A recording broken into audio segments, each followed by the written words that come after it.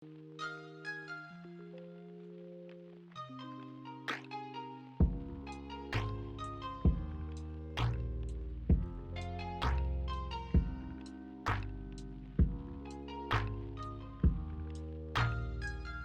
afternoon, all you fine people, all you fine wanderers, all you seekers, all you heartbreakers, all you people that are just living life like me. I guess I better stop this. All right. I remember my older sister Martha listening to Beach Boys. She was a teenager, so that made me like 8 or 9, and listening to this song, right? Beach Boys. Okay. Again, good afternoon. Hope you are well, doing fine and dandy. Spring is now arriving, and we have some great weather coming as opposed to that cold, cold weather. I hope your heart is doing well and that you have hope, a good desire and expectation for the future, because it will be much better than it has been recently. Okay. That's my hope, my expectation.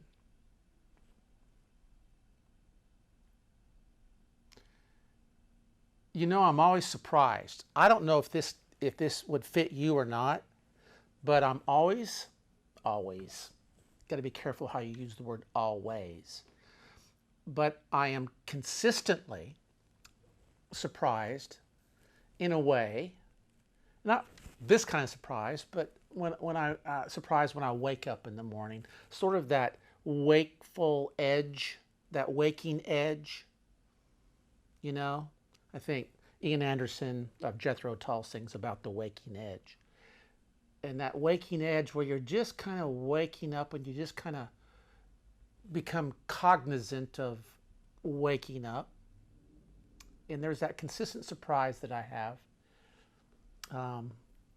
where there's a little tiny bit of surprise that it's another day and I'm waking up to life. But I'm just like, and so I call it my secret smile. Do any of you all have that secret smile that's just yours? And you kind of like, no matter what's going on in a lot of ways, now it can be even some hard things going on, but still, fairly consistently, there's that secret smile that goes, here I am, another day. A little bit of surprise. Hopefully a little bit of thankfulness. Goes a long way. Huge way. All right. Story time. And I'm not going to take my story, although I certainly could if I wanted to, from The Cat in the Hat or Myrtle the Turtle, because strangely enough, bad.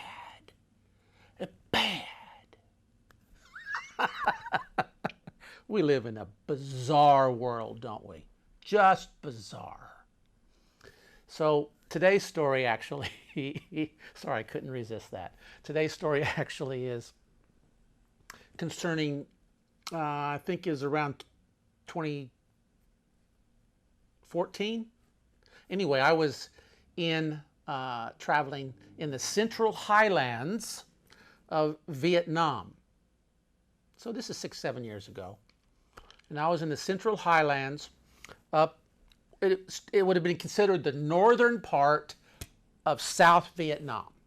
So I'm getting to the central part, the central highlands of Vietnam.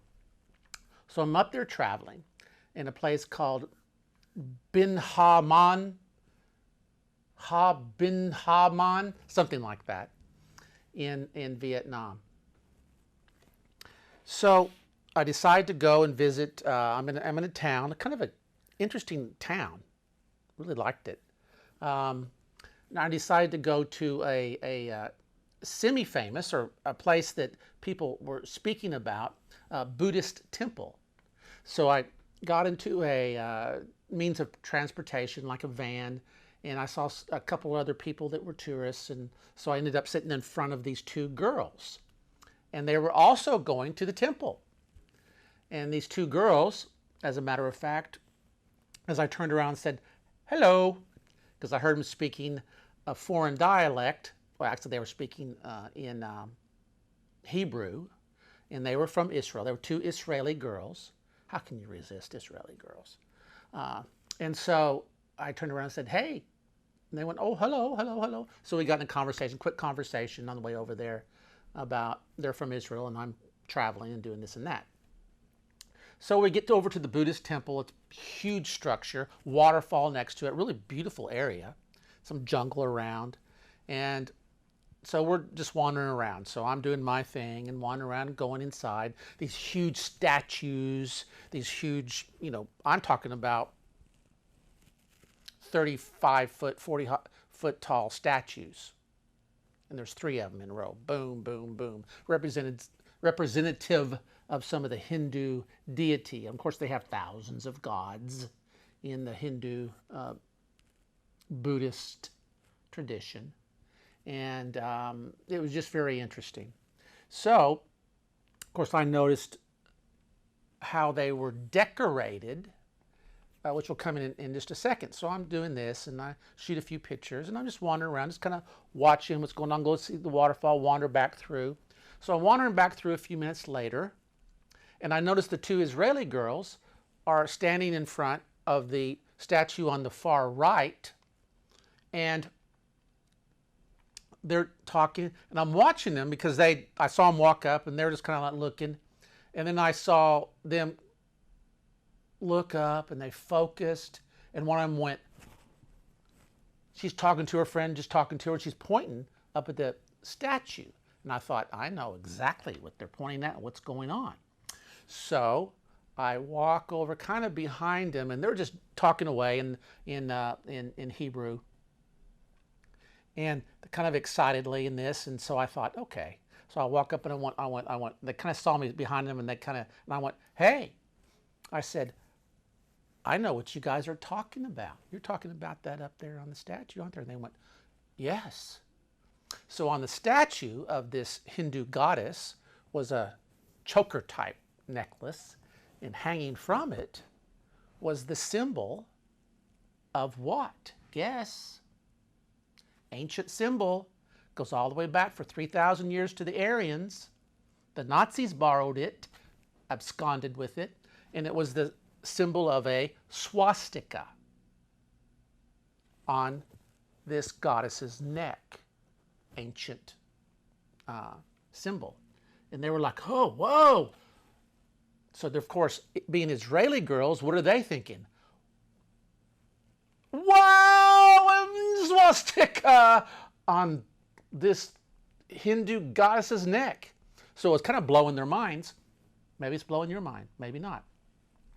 Just to say that that symbol that the Nazis absconded with and took, that symbol of the swastika, comes from the Sanskrit, and it's an ancient symbol that was in many different cultures.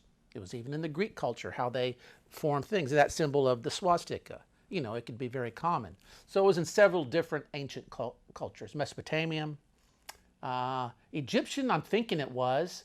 The ancient Greek culture, it certainly was.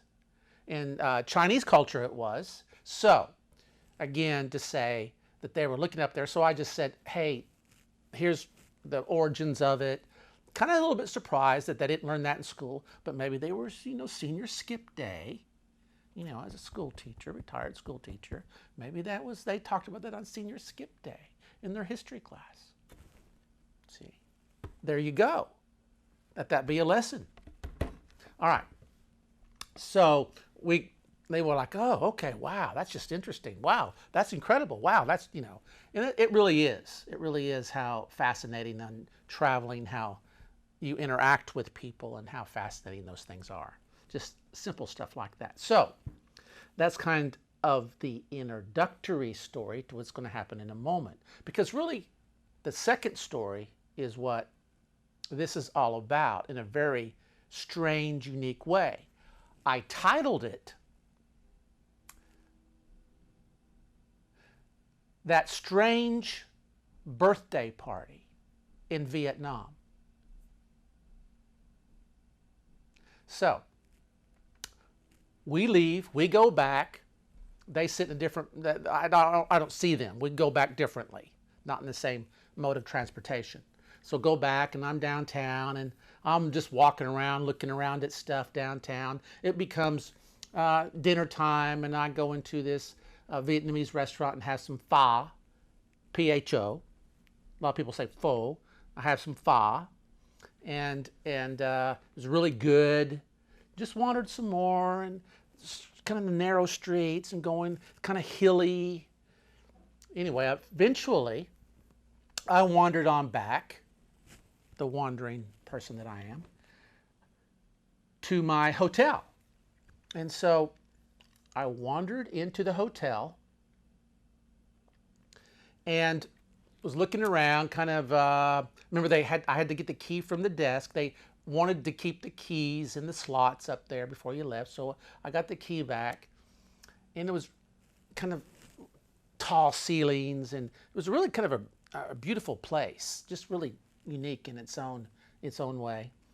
So I get the key, and I remember I'm walking through the lobby, and I look over to my right as I'm walking through the lobby, and there's this lone man sitting at the head of a table, kind of a roundish type table, not round, but kind of an oval shaped table. And he's sitting all by himself at the end of the table, sitting there, has a bottle right here and a shot glass right here. And the bottle was Jack Daniels. And those of you familiar with Jack Daniels, you should know what that is. So he had some Kentucky's Best, I guess. Is that Tennessee or Kentucky? Anyway, I should know that. So he had the bottle there, and it was about a third gone, and he was sitting there. So I walked by, saw that, kind of smiled, looked at him, and he looked at me, and he went, "Hello!" I went, "Hello!" I went, "Hey!" Kind of stopped and looked at him, and I said something like, "I see what you're doing there," like I would say. "What else do you say?" And he goes, "Oh, yes." Obviously, he's speaking in English with an accent. He wasn't Vietnamese. And so I said, "Well, okay."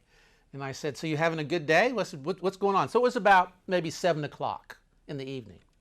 He goes, he said, "Today, it's a good day. It's my birthday." I went, "Oh, congratulations on your birthday." Kind of putting things together. And he goes, "Thank you." He goes, Please, sit down, have a drink with me. My birthday. Please sit down, have a drink with me." So what would you do? Well, you're free to do whatever you want to do.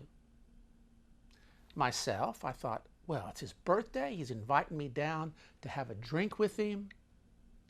What would Jesus do? I believe I'll sit down and have a drink with him. Yeah. So I sat down, and so he had one shot glass there, and I go, and he kind of like, "Oh, just a moment." So he went up over there, went over, I guess he went to the kitchen. He went back, come back, and he had another shot glass. And these aren't big shot glasses. They were the smaller ones. So he put it down, and he poured his little shot of Jack Daniels and poured him a shot. And we said, I want happy birthday, cheers. And so we had a shot of Jack Daniels. So we were sitting there as we started to visit, just about, traveling, all this. So his name was Andrei, and he was from Russia, one of the cities outside of Moscow, maybe 100 miles away, or maybe 100 miles away, or 150 or something like that. A little ways away from Moscow, but close. And he was traveling Vietnam. And he was very interesting. He just talked about this, and his English was pretty good. I would say pretty good. And so I was saying like, "Da, comrade," and "Niet babushka," like no grandmother. And he was laughing because I know a few Russian words, and I was jumbling him up and doing this and that with him. So he was laughing. So we're doing that. So a few minutes later, maybe 30 minutes later, some other people moved through, and he went, hello, hello, and he kind of knew him before from they stayed in the hotel, and they went, oh, hello. He goes, it's my birthday, sit down. And they were like, okay. So to make the story go a little bit faster, although I'd love to tell you in detail what happened, is I have a list here, and I had to make a list by 9 o'clock. Here, there were 10 people at the table, 8 different nationalities: Russian, American, Dutch, German, Italian, Swiss, English, and the Swiss guy was looking out the window, and he goes, oh, wait, wait, wait, wait, and he just took off. And he came back a minute later with the 2 Israeli girls that he says, he had met them earlier. And so they came, he goes, oh, sit down with that. And they went, oh, okay, we'll sit down and have a party with you. So now we had 10 people at the party and 8 different nationalities with these 2 Israeli girls. There was the couple, the only other couple there were from Amsterdam, so they were the Dutch couple. There was all these different nationalities. We're all speaking English and telling stories. You know, that's what you do when you're a traveler, you tell stories. So we're telling stories, and they were the Swiss guy was particularly interested when I mentioned that I had just been had a boat from northern Laos or Lao, and had come down the Mekong River for quite a ways, for a few days. And he was just kept questioning me about that because he was really interested in, he goes, I want to do that. So that's what you do. You share stories, you talk about this and that, you laugh. And so the person in the back had brought out all these little shot glasses. So every once in a while, he'd want to pour us a shot. So we'd go around the table and pour us a shot, and happy birthday, and have us a little shot of whiskey. You know, he's Russian. I don't understand why he wasn't drinking vodka, a little Stolichnaya or something, you know? Anyway, we did that. We're laughing, having a good time. I told them the story in a quick version, maybe 7 or 8 minutes it took me, although they were very much involved in the story, fascinated with it, of just the year before when I had gone up on the mountain near Mount Ararat and saw Noah's Ark. And yes, remember we've talked about that. Yes, the real Noah's Ark, yes, without question. And so they were like, wow. And it was kind of blowing some of their minds because of how they perceive reality and what can and cannot be truth, and assumptions and all these kind of things. So, but I just told them the story and kind of let that sink in. And I was like, it's my experience as a traveler. So I was telling a travel story, and they were fascinated with the whole thing. Did that. His whiskey was gone, and he was like that. And I said, "Oh, just a minute." So I went next door, a couple doors down, and I got a little bottle of not a big bottle, but one of those, I don't know, maybe 750 of Jameson. It was his birthday, and he'd been sharing it, so I brought it back. I was feeling fine, you know, feel a little bit of a buzz, but I was feeling fine. I had a big dinner, feeling good, talking, community, talking about life, telling stories, connecting with my newfound friends at this Russian's spontaneous birthday party. He was real somber for a little while, but then he got to laugh, and he was really thinking about a lot of stuff. I wish I could have had more one-on-one with him, just about life. And anyway, we had the best time. So it came around maybe, let me think, must have been 3 hours. Maybe 10:30 rolls around, and we're all still there, all of us.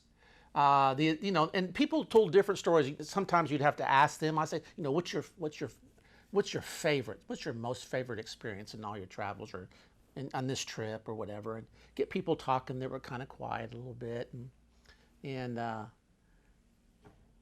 unless you've tried that, unless you're open to that, you'll never understand. Sometimes you can do that in your neighborhood. Why not have some friends over? You know, why not go to that next barbecue that you always avoid, or that sometimes you avoid because you're just not comfortable? Just get out there. Just get out there and like mingle. If they offer you a beer and you're not used to drinking a beer, drink a beer. Unless it really is that serious where you just can't drink a beer, unfortunately. Get out there and mingle. Get out there and do some stuff. You know? Join the human race. We're all in this together. Anyway. So much to say on that. This is not going to be a long one. I'm coming to the conclusion here, but the conclusion of this story blew my mind. Yes, it did. I'm not exaggerating that at all. It left me speechless. So, we're getting to the, you know, people are feeling they're feeling the alcohol some. I'm feeling it somewhat. And I'm thinking, okay, big day the next day. I'm going to go on and go see some other stuff up in the hills. Have something planned out up to a village, and which is a really cool story. That's a okay. Anyway, I have the next day planned out. The next couple of days planned out for that area before I kind of move on the road, and so I'm thinking, yeah, I'm going to go ahead and you know, going up and rinse off and go to bed. So I get up. I say, everybody. I said, I'm the first to leave. In fact, and I said, everybody, I'm gonna go ahead and go to bed. You know, and put the rest of these old bones. And they grinned. And I got up and says, well, great meeting you. You know, and shook all their hands and wished Andre a good birthday. And I hope that the best thing happens to him and to really pursue good things in his life. And I hope, you know, he finds what he's looking for. And they're all like, oh, yeah. You know, they're like very friendly. So I walk away and I walk over to where there's an archway. So I walk over to there, and it's a good 35 feet away. And there's not anybody else in the room. I mean, there's the guy behind the front desk over there, the two Vietnamese people, and there's maybe a couple sitting over there, you know, sitting and having some wine or something, and we're kind of in our own little section. So I walk over, and I walk over the door, and I, of course, I turn back and just say, kind of wave, and they're all looking at me. I just got to be me. I've just got to be me. And what I mean by that is I went, adios. I like to do that. Adios, everybody. And they waved. And the two Israeli girls, especially the one that had auburn hair, she was like, and she was just staring at me. She had this real intensity. She went looking at me. And unplanned, totally, I was looking back at her, this girl from Jerusalem, this Israeli girl, traveling the world with her friend. She's looking at me, and I look at her, and it comes up from within me, and I look at her and I go, Yeshua HaMashiach, you know? And I went, Yeshua HaMashiach. And she was looking at me, she went, ah! Screamed. Now that's a bad imitation. It was higher. She went, ah! Just as soon as I said it, she screamed. And everybody went, and I went, and we're looking at each other, and she's like, and she leaned back and she went, and her friends like looking at her, and she looks,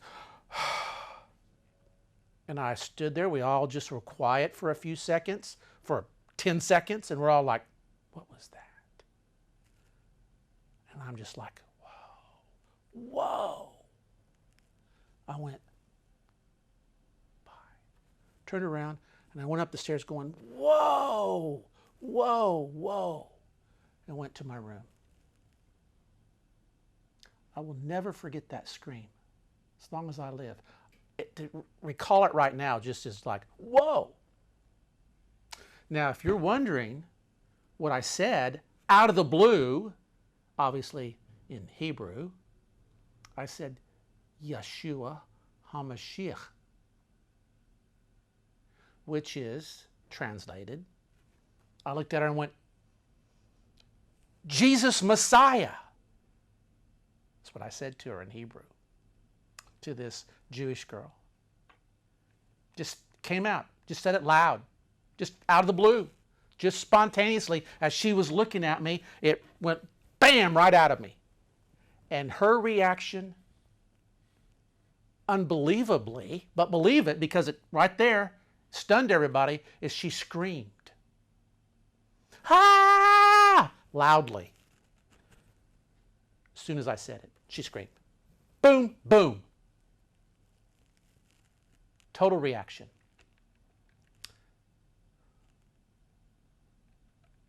Can't make this up. Have so many stories. Can't make this up.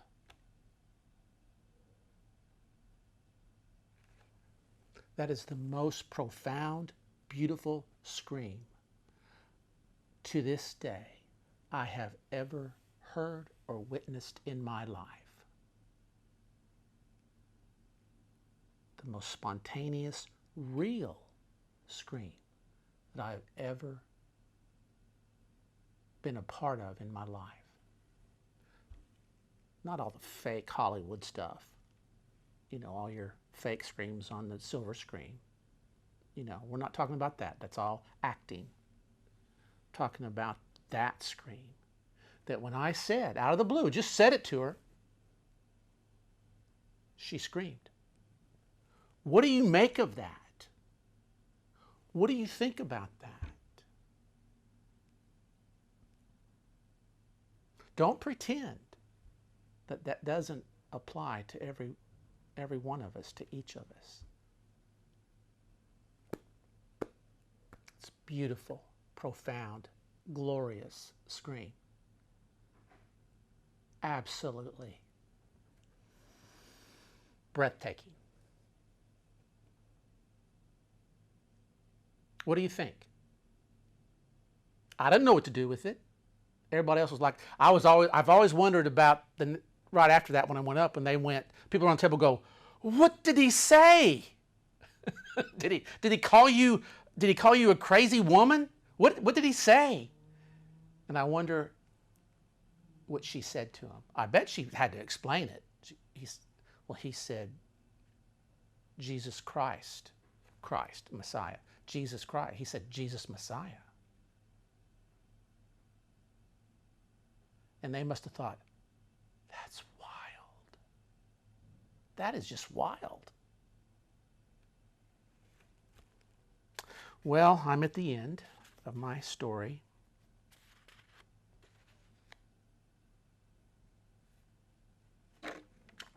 What's the soul treasure?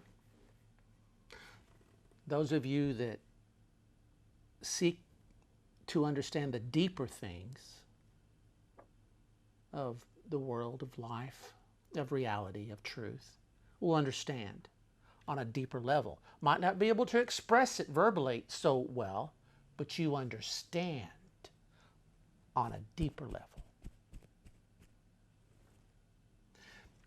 If you are hearing this and you go, don't do that. Don't do that. Just go, what's that about? I'm interested in trying to understand that interaction. What caused that spontaneous reaction?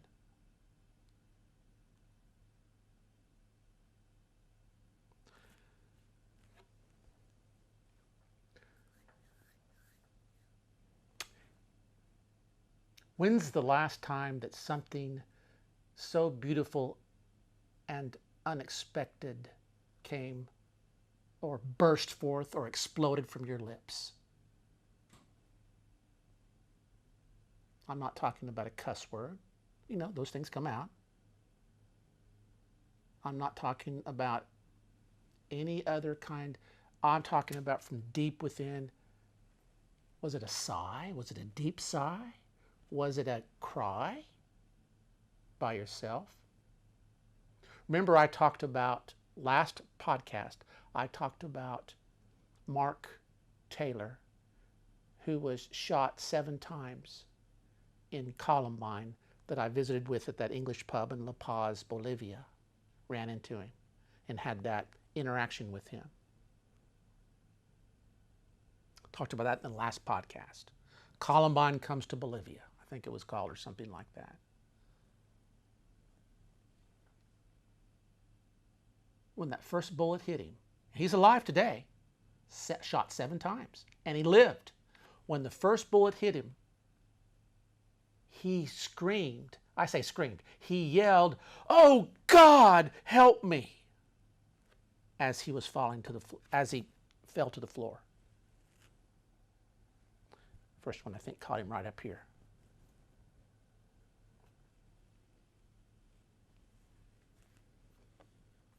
And he's alive today.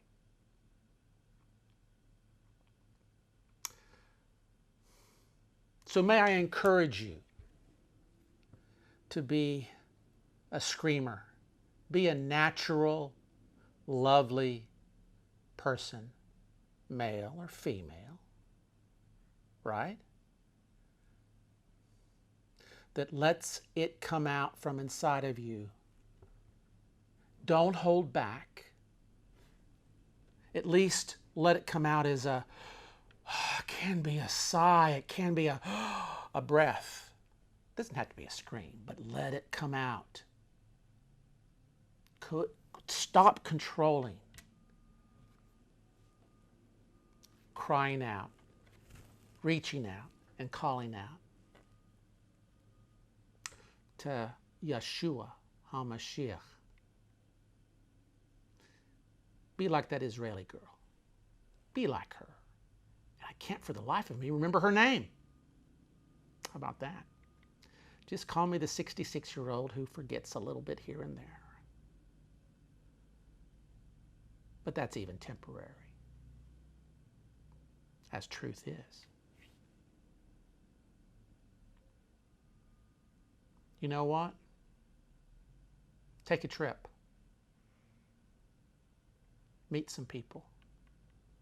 When you go out, look at people. Look at them. Smile at them. Talk to them.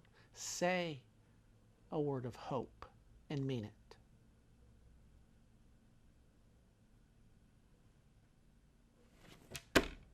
Love ya. Adios.